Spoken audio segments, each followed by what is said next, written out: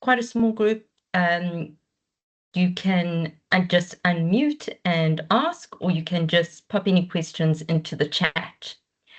So what I want to do is I just want to take a moment to go back to Learning Unit 2, because this is actually a very important learning unit. So I just want to take a little bit more time looking at the actual lesson.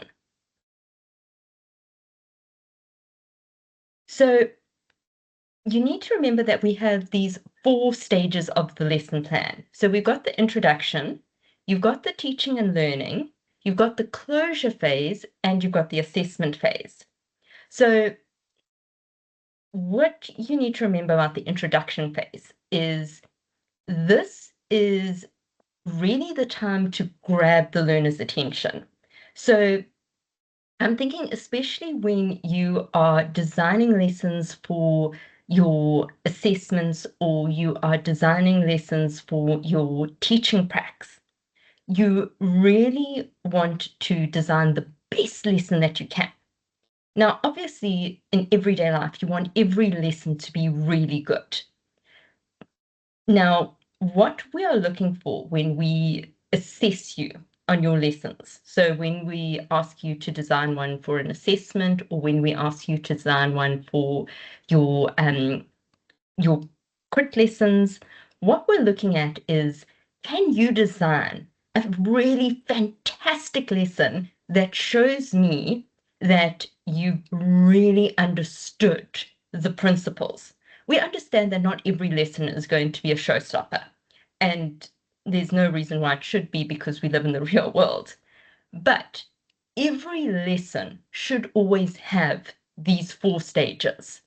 So even your most rushed middle of the week, we've got to get through the work lesson, really does need to follow this outline, because it's an outline that really, really works. So for your standout lessons, you want that introduction phase to be something really exciting, something attention grabbing. And of course, the big challenge here is to make sure that it's something interesting and new and exciting, but that it is still really, really closely aligned to the entire lesson. So you have to have introduced the learning outcomes in this introduction. So you don't have to literally say it, although it isn't a bad thing to have the learning outcomes either on the board or on the handout, or to tell them what it is, because then they can also do a little bit of self-assessment to see, okay, have I actually understood these learning outcomes? Do I know what is going on in the lesson? Because we've all been there where we've sat and we've listened and we've gone, yeah, that makes sense, that makes sense. And then afterwards in an assessment or an activity, we're like, whoa, what's going on here? So following learning outcomes should prevent that. So this is a really important point, and it's one that you really must take note of, is the importance of the learning outcomes in your lessons. So you have to be really clear what your learning outcomes are, and you have to be very specific. So you don't just want to say learners will be able to discuss figures of speech. That's too broad. Or learners will be able to engage with figures of speech. Okay, you want them to be able to identify and discuss the effectiveness of similes, of metaphors, and of personification. So that at least now they go, okay, can I identify it? Can I say if it's effective or not? So by having those LOs, you know what you are going to introduce, because that is the backbone of your lesson. So you know what direction that introduction needs to take place, what direction to take it in, because that is the most important aspect of the lesson. The teaching and learning those LOs need to form the backbone. So you don't just write them on the lesson plan because you're told to, and then sort of do your own thing and make it a really fun lesson without, following the LOs. So you need to focus every part of the lesson on coming back to those LOs. So during the teaching and learning phase, you're making sure that by the end of that stage, they can tick off those LOs. The closure phase is where we bring everything together. We consolidate, we summarize, we draw attention back to those main issues, we double check understanding. And in the assessment, we are assessing the LOs. So it's really important that you have those LOs, which will then inform the entire lesson. Okay, so the introduction, as I say, you want to make it something interesting, something that will activate that knowledge that they've had before, because, in the FET classroom, theoretically, they should have learnt the basics of everything, whether that actually is true or not.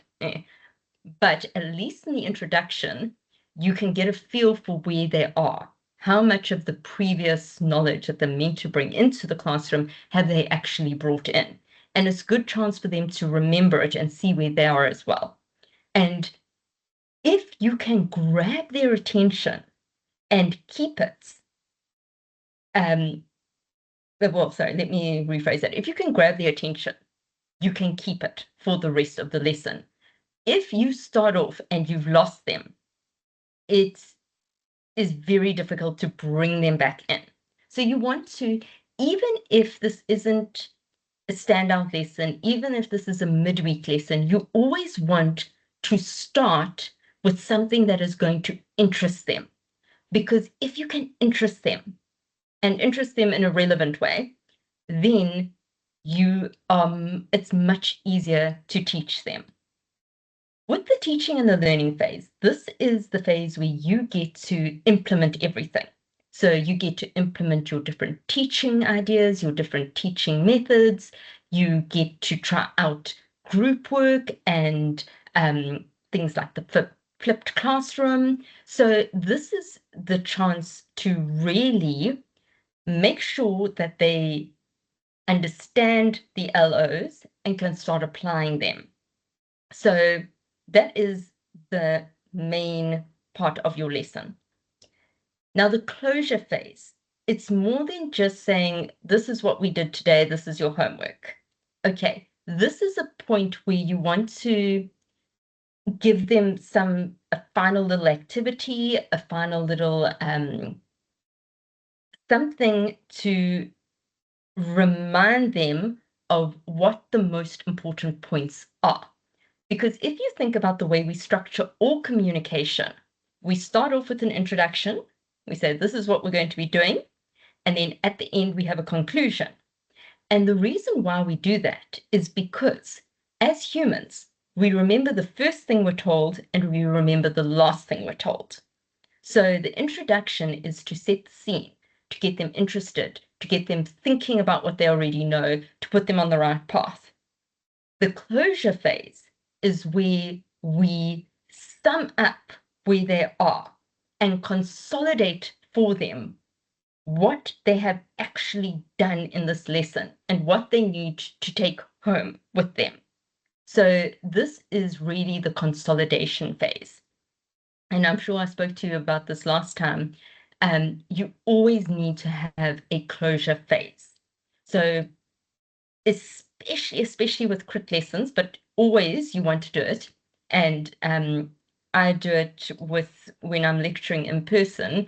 I've got a smartwatch and I have a timer on my watch that I set for 5 minutes before the end of the lecture, to remind myself to, okay, finish what you need, summarize, things like that. But it is unbelievably important in a classroom, especially in a crit lesson, because you're going to be marked on all of your phases. So set that timer for however long you need for your closure phase. And when that timer goes, you stop them So if they are doing an activity, you stop them. If you are teaching, you have to stop yourself. And it's okay. You can say to them, we are going to continue with this in the next lesson. And then you move on to the closure phase. Now, the assessment phase can be integrated into the lesson, but it is a separate idea.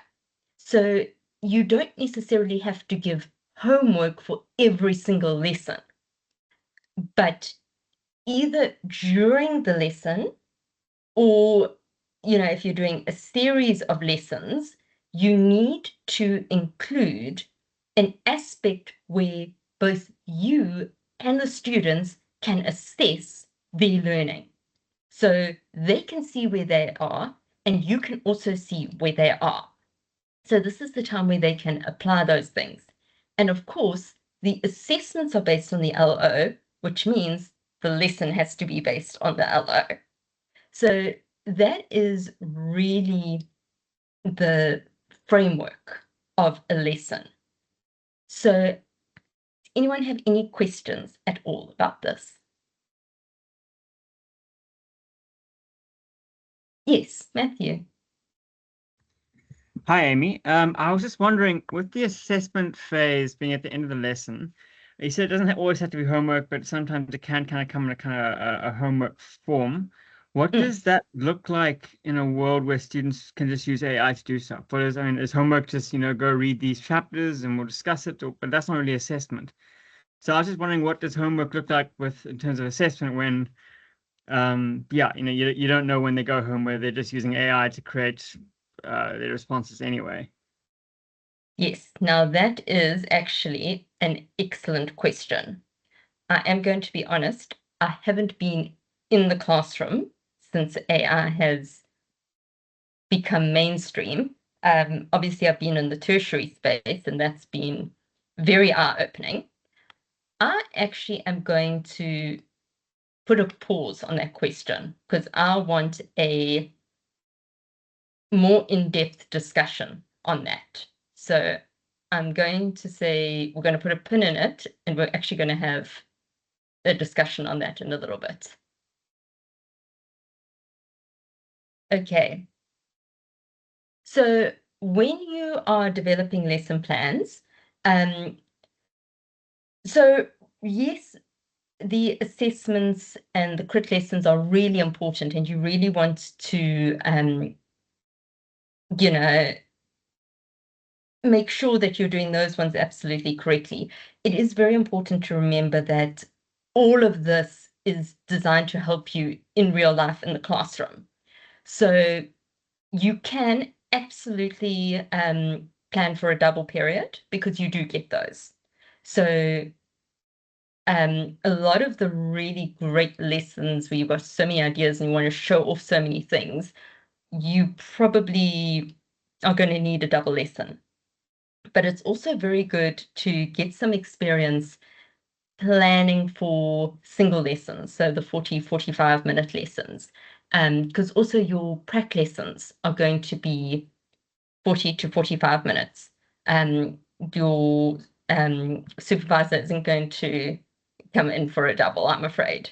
So, if you're doing it on paper for an assessment, you can take a double if you want. If you're doing it for a prac lesson, you're going to need to do the 45 minutes. I hope that helps. And then yes, just indicate. Please always indicate if you've got a double lesson. Please do indicate it's for a double lesson.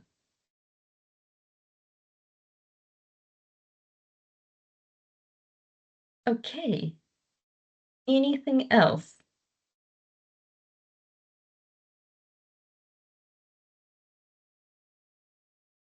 Okay, if you think of anything, please just put your hands up or pop it in the chat. So I know we went through this last time with the greeting to start it, that arrangement.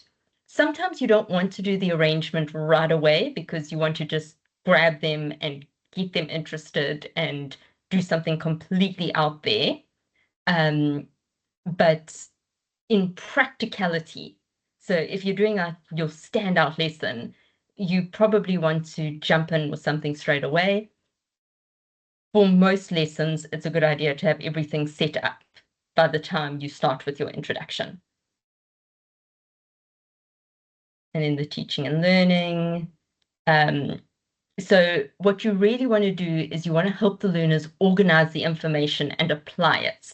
So it's more than just a summary. So you don't just want to go, well, okay, today we did a poem, we went through metaphors, similes, and personification, and you learned how to discuss the format of a sonnet. Your homework is XYZ. Okay. Even in real life, you want to do a little bit more than that. But what this section is really to drive home what they've learned to help them organize it mentally. So they walk out of there with a very clear idea of what it is that you taught. So you really want to sort of look at what does it mean? How does it apply? What was the point of this lesson? They need to walk out with a clear idea of what the point was. And then the assessment phase is so important because without this, you don't know where the students are and they don't know where it is. You've been in that situation where you're like, I don't know what the assessment's going to look like. I have no idea what the test is going to look like. I have no idea what's going to be asked in the test. I have no idea if I can do the work.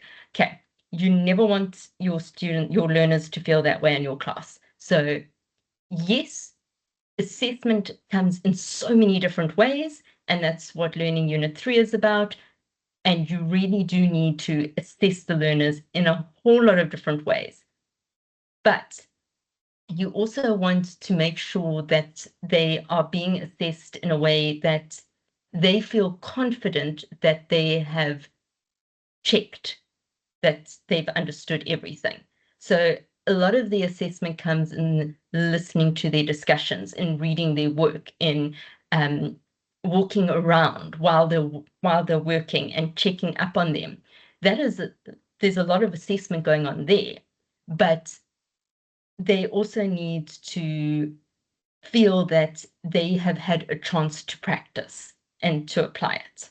So they get feedback and you also get feedback from how much they know.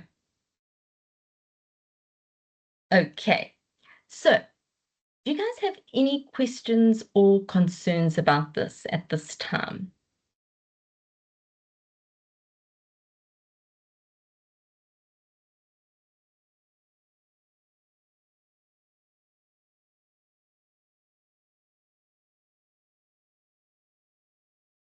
Okay, so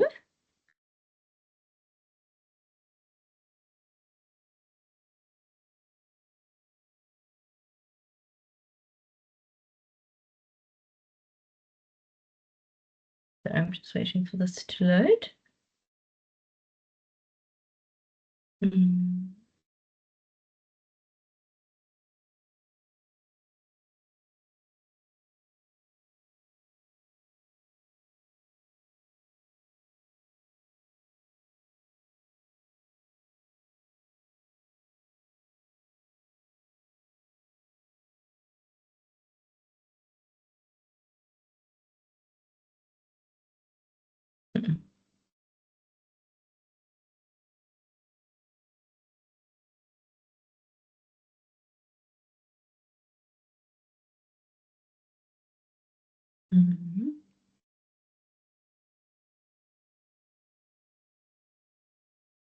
They have changed things here, but anyway, we'll just use this.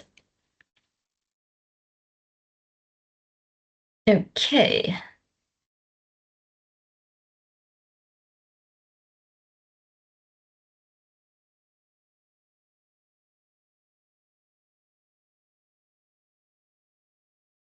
So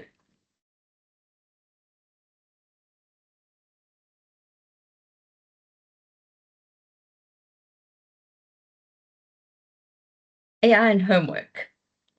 What I would really like now is for you guys to brainstorm some ideas on AI and homework or assessments. So I want you guys to note down some ideas of concerns, of possible problems, of possible solutions, and then we can chat about them. If you don't want to write them down and you want to say it out loud or put it in the chat, you can do that as well. You're more than welcome. But AI and homework or the classroom.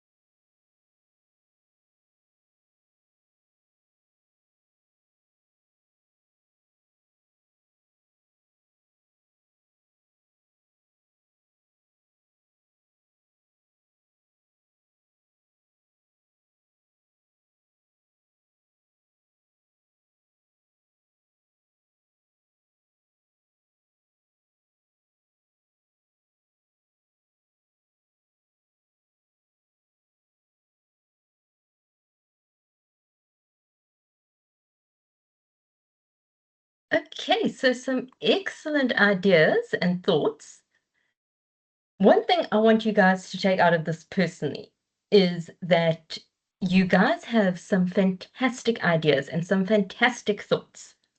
And I want you guys to think about your own assessments and your own use of AI and even your own use of references and sources.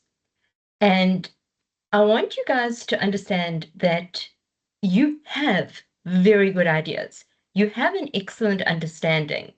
And that is what we want to see coming across in your assessments, in your crit lessons, in all of the things that you do, is we want to see your thoughts, your ideas backed up by sources and research, but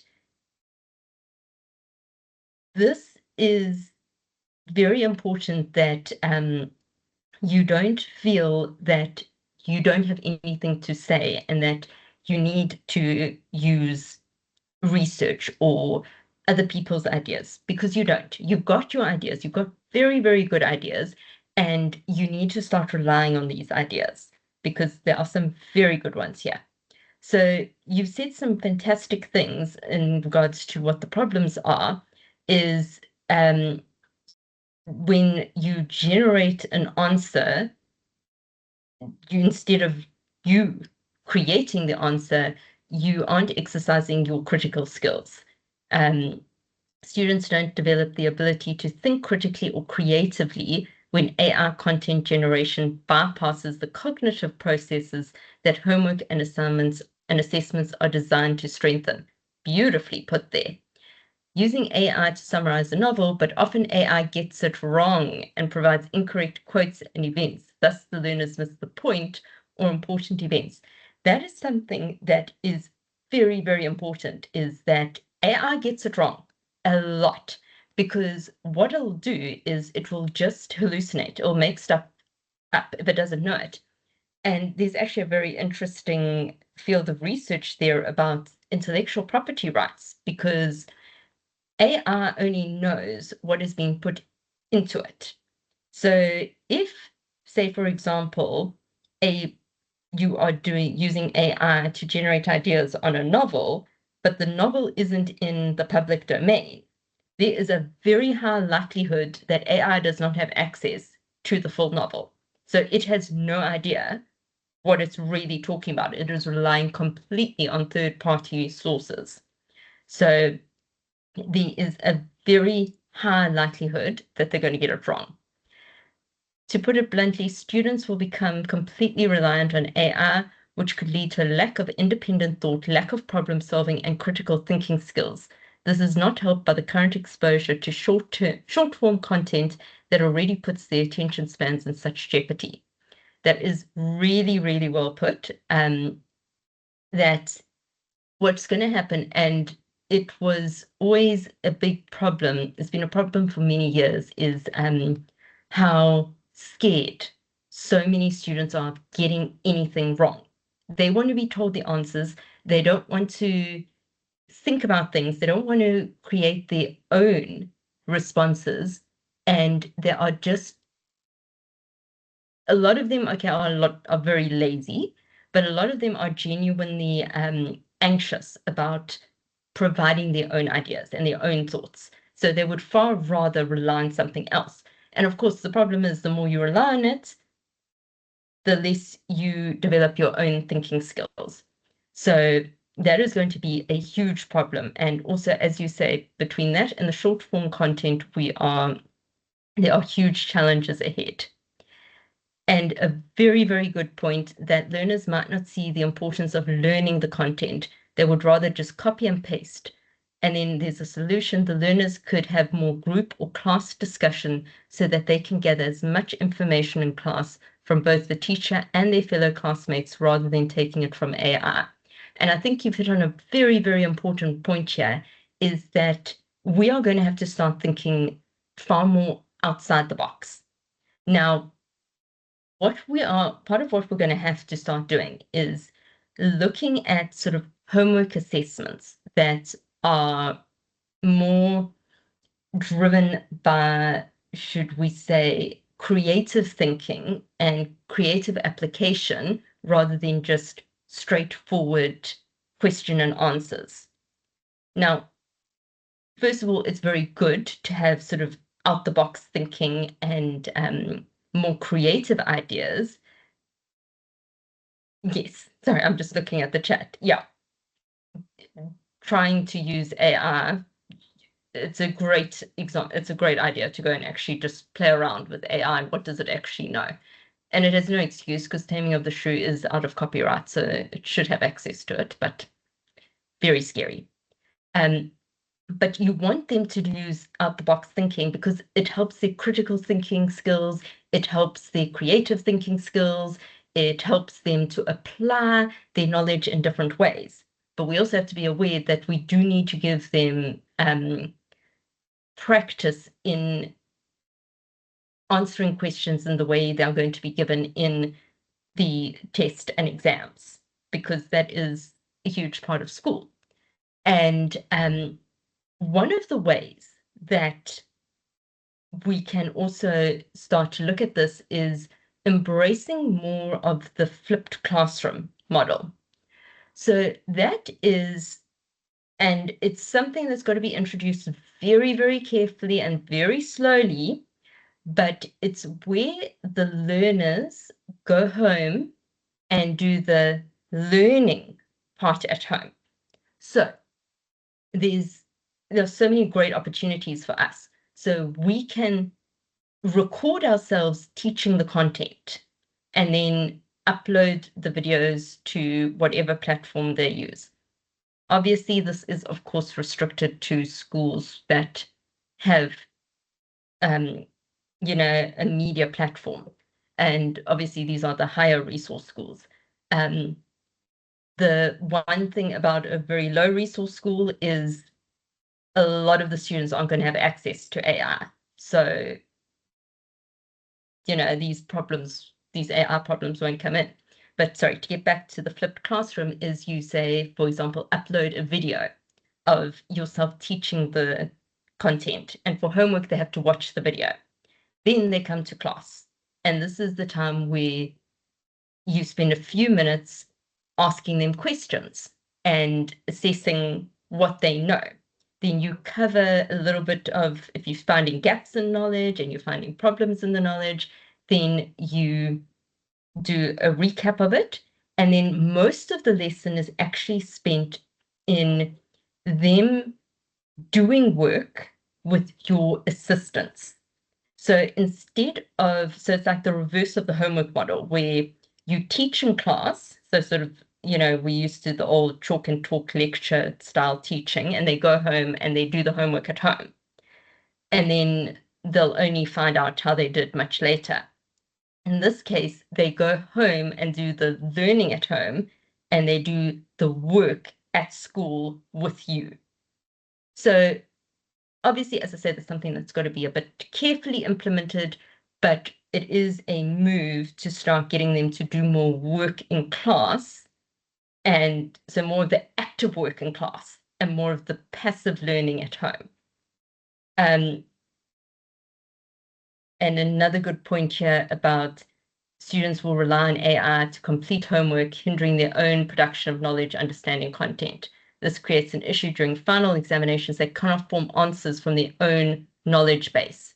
So even though it is important that we learn how to use AI, we do have to understand that, first of all, there's so much about AI. It's only as good as you have to know what you are doing. You have to know what you are inputting. If you don't know your content extremely well, then what comes out is going to be rubbish. It's rubbish in, rubbish out. But also, even if you know how to use AI really well, you also need to be able to write an exam at the end of the year. And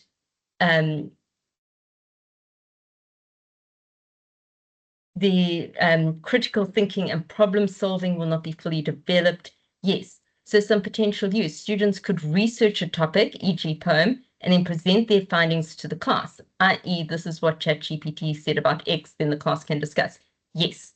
So one of the very good things to think about is the use of bringing in an oral defense.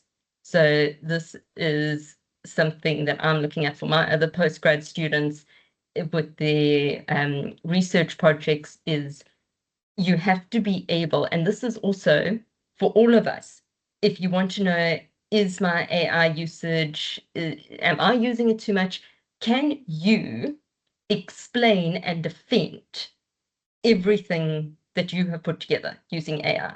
If you can, then you've used it as a supplement, not as a generative AI.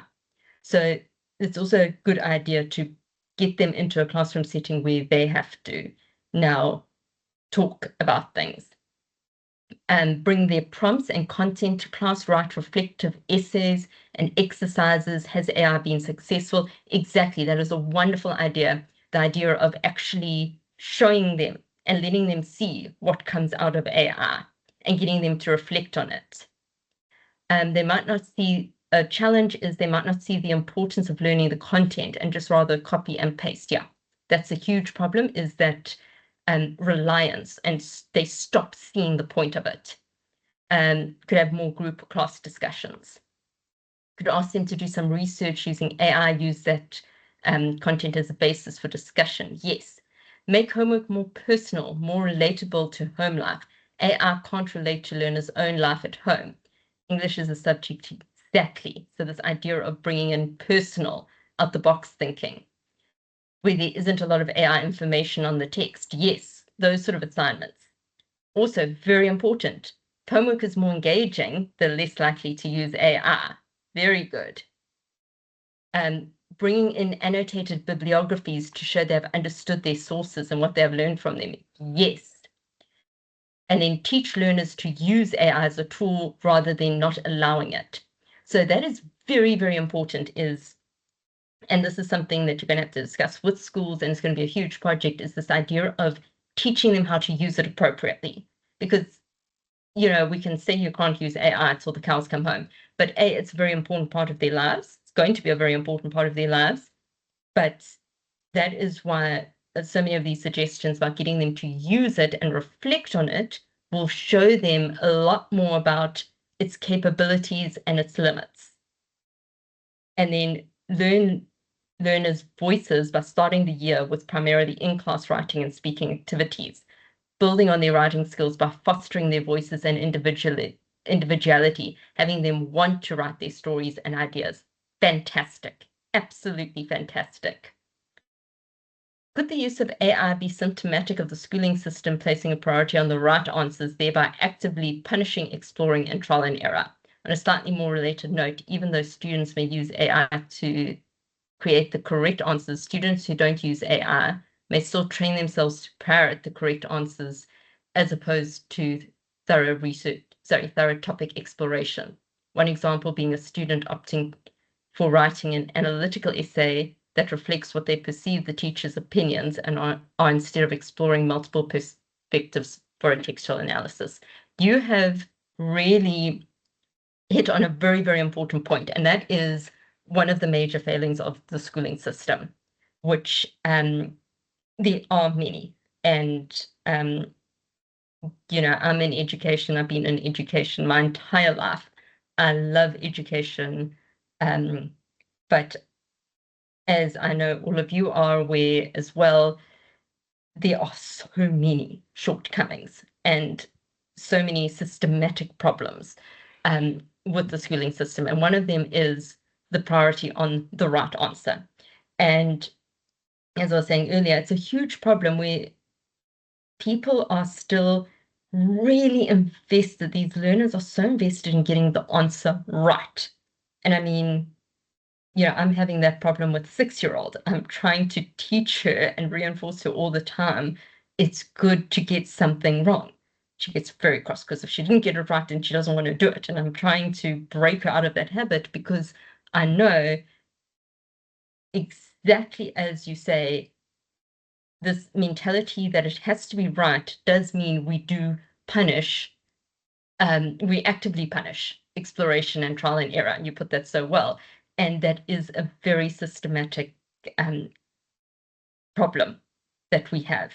And it's difficult because we do ultimately want to get them through the exams.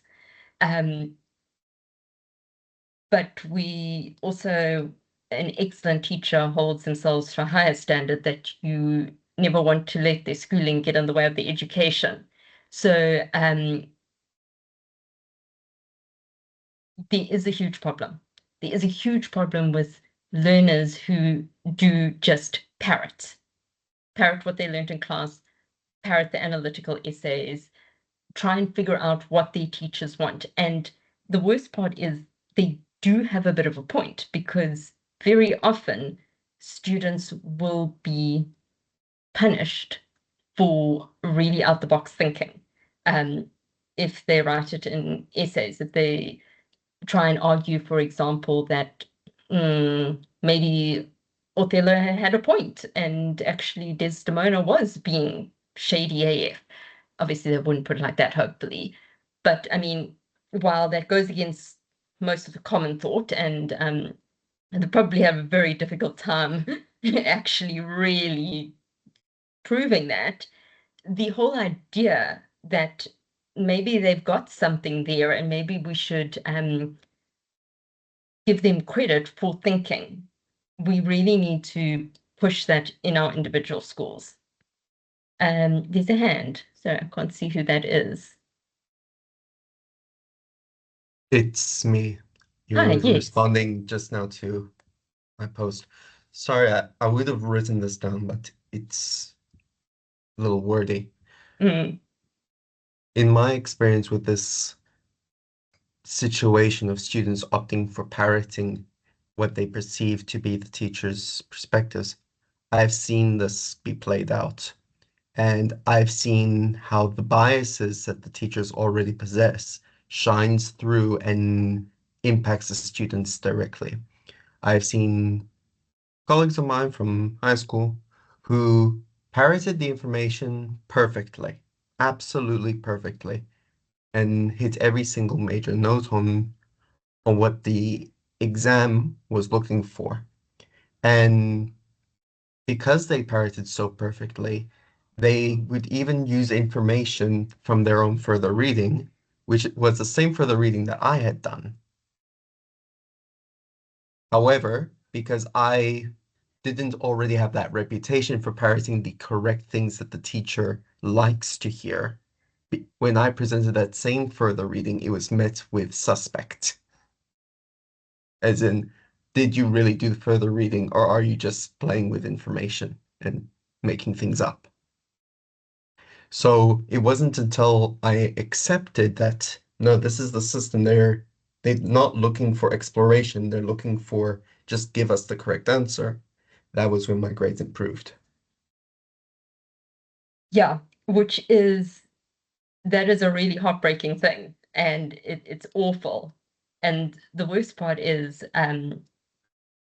fortunately for you, you at least can see what was happening and hopefully have retained that questioning mindset and that approach to implement outside of school.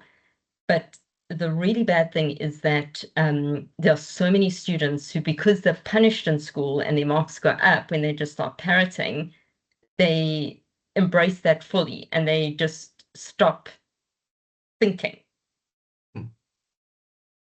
Yeah, it really is heartbreaking, and I've seen how it breaks a lot of students as well. Yes. And as a closing remark, the worst situations where I've seen this play out is when the teacher brings their personal politics into the classroom. Or maybe it's not even the teacher's personal politics, maybe it's just what they were told to recite from the school system. But the minute it's brought in, it crushes any further thinking. And it doesn't matter where on the political spectrum you fall under. It is equally damaging no matter where. Yes, that is such an important point. It really, really is. And we tend to think because my views are right, it's okay if I impose them because they are the correct views. But it's a very, very important lesson for us as teachers, is that we need to be very aware of our own biases that we are bringing in, and we need to constantly check ourselves. Am I doing the right thing here? How much of my own personal bias am I bringing in? Am I penalizing, the learners because they aren't following my personal agenda? It's one of those things. So I just want to address this. Yes, you've got a point that it needs to be right, or I don't want to do it. It is. It's very tricky. So the rubrics and the memos need to change. Yes, absolutely 100%. What's really great is that you've already picked up on that, because this is one of those things where it's a systematic problem. How do we change the entire system? Well, all system changes come from a grassroots level, but also the more aware we are of a problem, the more we can combat it in various ways. So even if it is just at a classroom level, we are aware of our own personal biases, and we want to bring in more of these activities, more of these homework assessments, more of these, these group activities, individual activities that really encourage individual thinking, exploration. We want to now start with the really creative activities that we give them to really get them thinking in different ways, thinking in new ways, getting comfortable presenting ideas, arguing with ideas, defending ideas. And then we can, sometimes they do need to toe the party line, and maybe exams are not always the place to try your radical ideas. Stick to the safer ideas in the exam, but we really want to start bringing in the culture, even if it's just in our classroom, bringing in that culture of encouraging learning. And even if for the moment we have to differentiate a little bit between this is educational and we're teaching you how to think critically, and this is how you answer for an exam, at least we can get them to start hopefully interrogating their ways of thinking. And for biology and things like that, and sometimes even in English, there is a right and a wrong answer. It's also disingenuous to say to them, in English, there are no wrong answers, because there are lots of wrong answers. There are lots of right answers. There isn't only one right answer, but there's also quite a few wrong answers. And what we really want to do is to teach them, exactly as you say, justification. Can you back it up? So you've got an outlandish claim. I'll listen to your outlandish claim. You convince me. If you convince me, I'll give you the marks.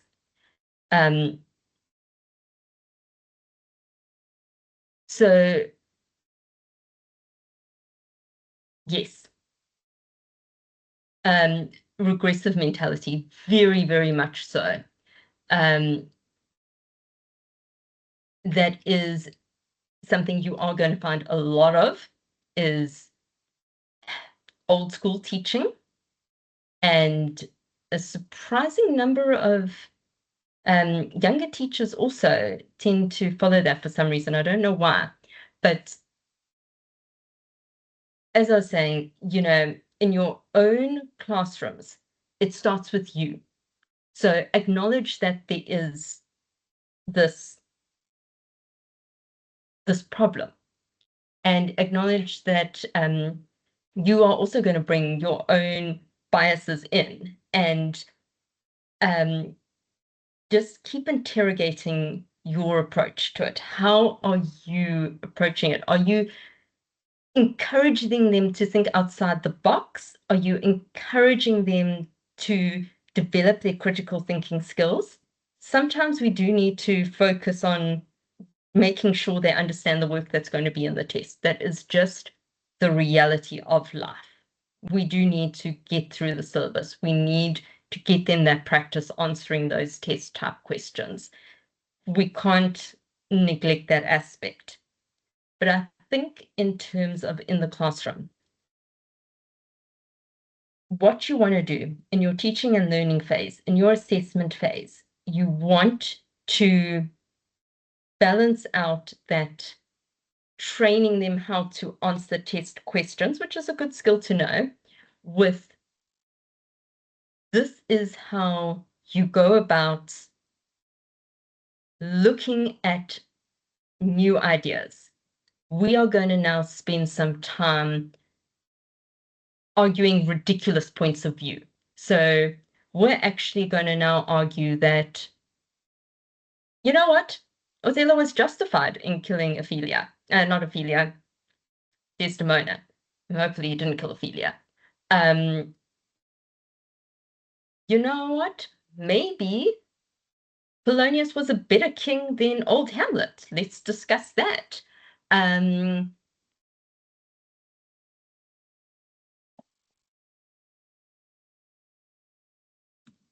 Whatever. Give them an outrageous point of view and tell them to defend it.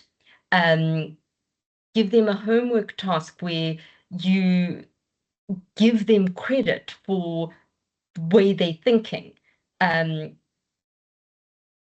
Yes, that sounds amazing. A game called Convince Me. If they can do it with justification, they get a sweet. That's fantastic. And a lot of the time, because we all know teenagers can be quite contrary, and they can like to argue quite a bit. So, you know, you can tap into that and get them used to actually fighting about things and fighting with you. Get them to fight with you because they love it. Yes, Matthew. Hi, Amy. I was just thinking about that. So I was thinking of an example when I was in varsity, and for some reason, the one lecturer brought up Fight Club, and she was giving her kind of her philosophy around the film as a kind of like a depiction of homoerotic themes and things like that. And then we had one of the students in the class kind of critiqued her point. I think he went about it quite well. But she got very defensive, and it became a very kind of ugly moment in the class.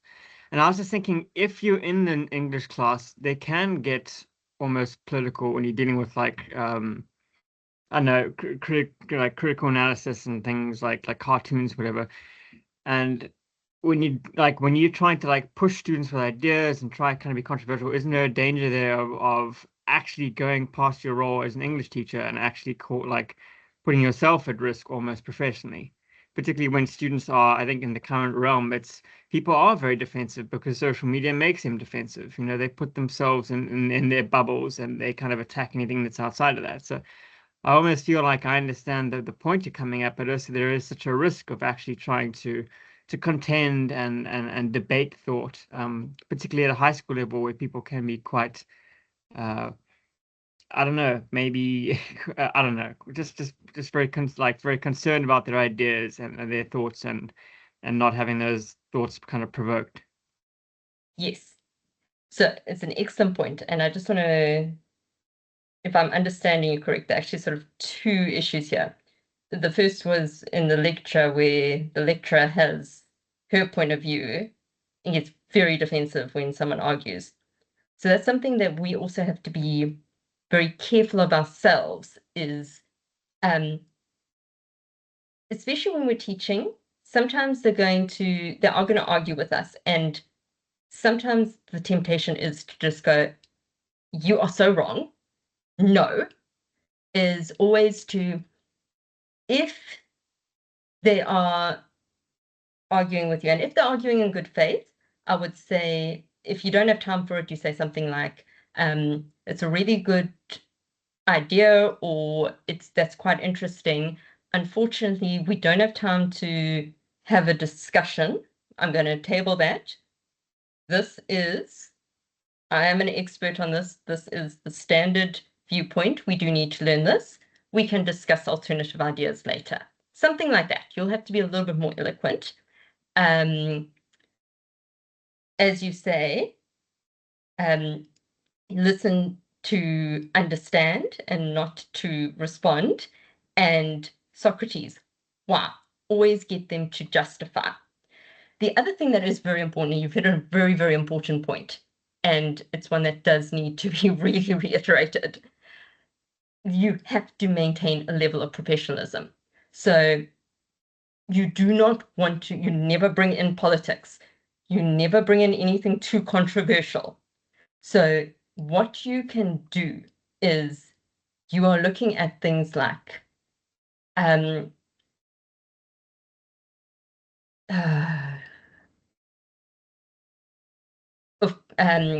Claudius actually was a good king. Can you guys come up with any ideas why you think Claudius was a good king? And then, of course, you do have to explain to them, listen, in an exam, you're not going to go with these radical ideas. You're going to go with the standard ideas, but we're going to do a thought experiment. So it's not that these are the correct ideas, but these are ways to think outside the box. So you want to be very clear that you are teaching them what is the learning objective. You're teaching them to think outside the box. And then also keep it in the realm of, literature or what you're discussing. Don't let it become a discussion about anything political. Don't let it become, maybe don't use it when you're doing visual literacy, things like that. I know ideally we want to have these discussions with them and teach them how to have those discussions, but in the current political climates, you don't want to put yourself at risk, you don't want to put the students at risk.